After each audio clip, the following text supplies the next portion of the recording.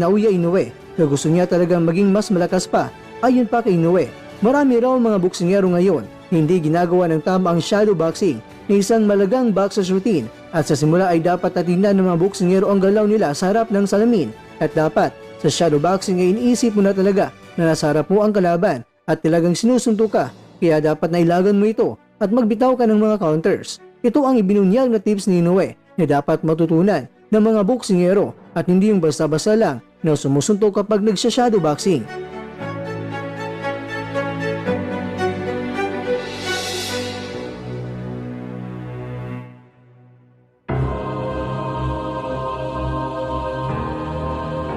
Mga kakwento, sinabi pa ni Inoue na araw-araw sa kanyang ensayo ay may natutunan siya, hindi rin may alis sa kanyang isipan na dapat mas lalong lumakas pa siya. Ayon nga sa team Inoue, na minalas lang si Inoue sa ngayon dahil walang mga malalakas na boksing